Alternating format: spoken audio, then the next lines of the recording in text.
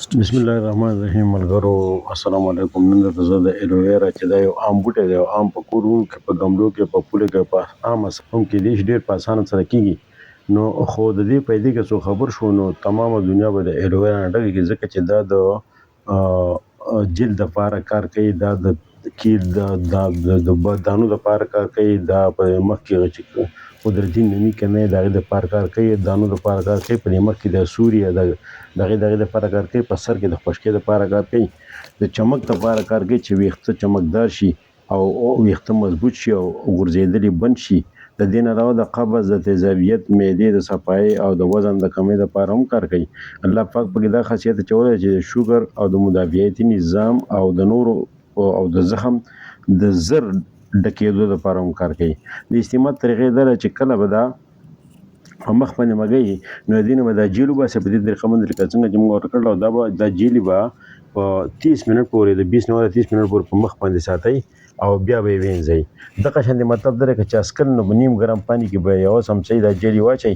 مطلب دا دی چې وڅکي، خو که ډېر سخت مرض وي نو که بیا ورسره دغه میلاو کړي ګبین نو هغه به ډېره ښه وي.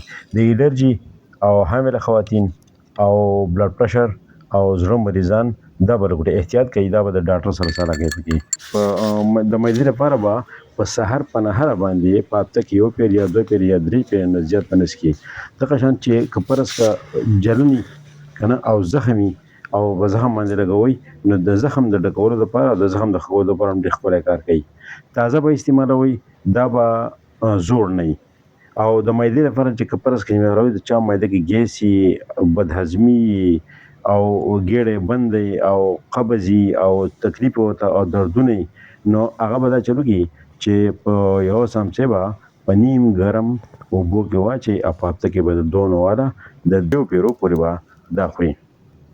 دغه شانتې د بدهضمۍ، د ګیس، د جلن او د دې لپاره که فرض که زیات کارتې اخلئ نو دا به د ګبین سره میلاو کوئ، یوه چمچۍ ګبین او یوه چمچۍ ایلوویرا دا میلاو کوئ او نیم ګرم اوبو کې به واچوئ او دا به ښه په ازاده باندې وڅښئ. یوه مهرباني به دا کوئ چې شوګر والا، هارټ والا، بي پي والا او حامله خواتین دغه به د خیال کوئ ځکه او الرجي والا چې هسې نه چې الټا اثر د باندې شوی دي. نور د الله تعالی په بهترینو نعمتونو کې یو نعمت دی او د ټولو نه ارزان دی، هېڅ خرچه پرې نه راځي، د 15 روپو خرچه پرې نه راځي او د 15 لکو روپو پرسیډ لګئ. ټیک ده جي. نو دې خبرو باندې لږ احتیاط وکړئ، دا یې طریقه ده.